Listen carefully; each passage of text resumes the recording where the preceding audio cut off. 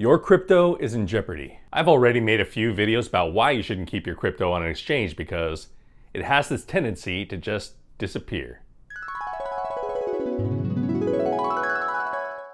The best place to keep your crypto is in a hardware wallet. There are two major crypto wallet brands and many different models, so which do you choose? I'll show you the best crypto wallets to choose from, and I'll be giving away 3 of them to 3 lucky subscribers today on Jackace.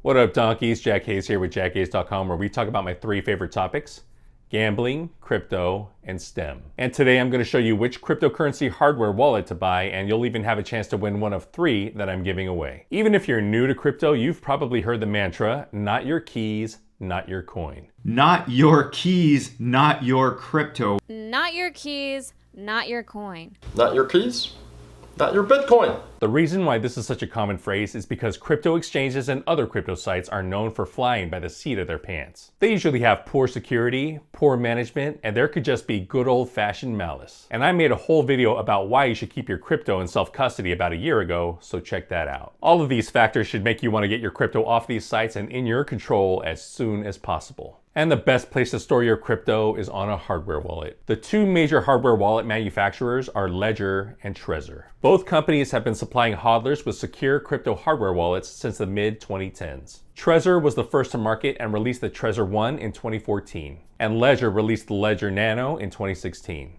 Both wallets can safely authorize the outbound transfer of many different cryptocurrencies without the user having to know or manually secure the private key associated with each address. Both companies provide solutions for around $70 to $80 that secure your private keys behind a seed phrase using the BIP39 specification. And both companies have done a great job keeping customers' crypto secure. I really don't think that one wallet offers more security than the other. Both companies provide products that offer secure ways to store your crypto.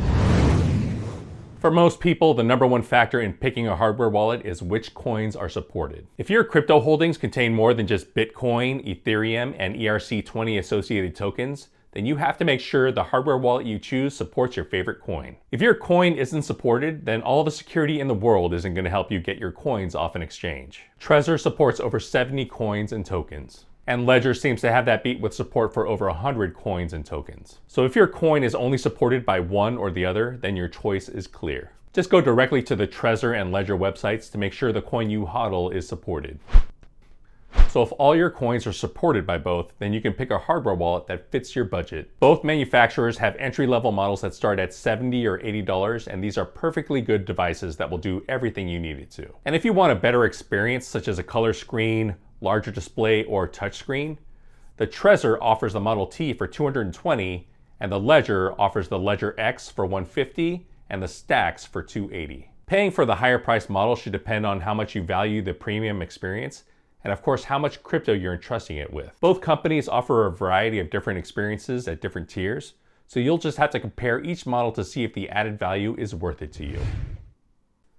As far as the desktop apps go, both offer a good experience. Ledger has Ledger Live to view crypto balances and to initiate transactions. And Trezor has Trezor Suite, which offers a similar experience. But as far as the user experience on the device itself goes, I found that Trezor has the best user interface. With the Ledger, adding support for each coin requires installing a separate app on the device. What was even more frustrating to me was that their first model only had the capacity to store 4 or 5 apps at a time, so managing more coins than that often required uninstalling and reinstalling apps. Since then, they've addressed this issue with the Model S Plus and newer models, but I still find navigating from app to app a bit cumbersome on the device. I believe Trezor has a superior UI, especially if you have the touchscreen Model T. But even the Trezor 1 is simple to use, and the larger screen has always made it a lot easier to navigate.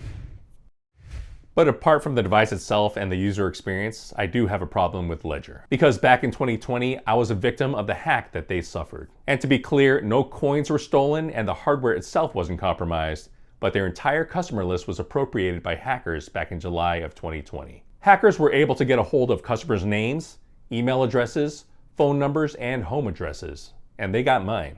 I was targeted by a phishing attempt by hackers who sent me an email with a link that I almost clicked on. And to say that I felt violated because Ledger allowed this to happen is a huge understatement. And I'm 100% certain these scammers got my email address through Ledger's leaked list, because the email address they sent it to was used exclusively to purchase the ledger online. Since I own and manage my own domain names, I always create a new email alias for every online account I create for security purposes. Luckily, I've moved to a new home since the data breach happened, but you can imagine how scary it is to know that criminals not only know your home address, but know that you ordered a device specifically used to hold countless wealth. Leaking thousands of customers' addresses is like sending out thousands of treasure maps to cyber criminals who are just a lead pipe away from having you give up your PIN or seed phrase. And then just a few weeks ago in May, Ledger announced a feature called Ledger Recover that caused a big stir in the crypto community. The Ledger Recover feature was supposed to allow users to have their seed phrase sent off the device in pieces to a list of trusted people who can help you regain access to your wallet addresses. Whether authorized or not, many people were concerned that the wallet was able to leak the seed phrase at all, as this really goes against the whole point of having the wallet be the firewall between your computer and your private keys. Having the ability to recover your seed phrase means that firewall becomes a gateway able to broadcast that super sensitive data. And to add salt to the wounds, Ledger was criticized for making other missteps, including creating models with fashionable colors and a sporty lanyard that basically painted a bullseye on the wearer as a mark for getting robbed. It just appears that Ledger is constantly working on solving problems that no one has. And these changes seem to actively make their product less desirable. And so for those reasons, I'm out. So for this reason, I'm a huge supporter of Trezor and their line of products. If they support your coins, then they're definitely what I'd recommend you use. And that's why I'm giving away 3 Trezor Model 1s. They're not paying me to make this video, but they are supplying the prizes for this giveaway. You'll be shipped the wallet directly from Satoshi Labs, the company behind Trezor. And I'll talk more about the giveaway rules at the end of this video. And when you make the leap into crypto self-custody, there are a couple of tips you can follow to help keep your crypto extra secure. There are a few options for storing your seed phrase. The basic approach to securing your seed phrase is to just use pen and paper. Just write down your 24-word phrase on paper and store it in a secure place like a safe in your home. Another option is to store the phrase on a steel wallet that is stamped, etched, or assembled with alphabetic tiles. This is more secure than paper since it's resistant to damage from flood and general wear and tear. But this option can cost between $50 and $75, and if you mess up while scribing your seed words, you can ruin the whole steel wallet. So I prefer using something that's cheaper and something that's a lot easier to fix when you make a mistake. I've been etching the phrase on fender washers that cost about 6 cents each. Scribing the entire 24-word phrase on 12 washers front and back costs under $1 even if I cap the washers off with blanks. And you can watch this video to see how I did it. And after watching it, you can try to steal my Bitcoin since I give away 16 of the 24 words of my seed phrase in that video. The $1,000 worth of Bitcoin that I put there is still there and it's gone up about 30% in value since I transferred it. But whatever you do, don't store the seed phrase electronically. Don't put it in a Google Doc. Don't store it in the cloud, and don't even save it in a password manager. It's not safe in any of those places. In fact, whenever I record any of my seed phrases, I make sure I don't accidentally expose the paper to any of the cloud-connected security cameras I have around my house. It would be extremely easy for someone to scrub through text files stored in the cloud and check for a list of words that match the 2,048 possible seed phrase words in the BIP 39 specification. And another tip, if you can afford it, is to have 2 of the same hardware wallet. With 2 wallets, you can check to make sure you've recorded your seed phrase correctly without having to lose access to your original wallet. And if you ever do lose your seed phrase, you can initialize the backup wallet and transfer your coins to it using just your PIN.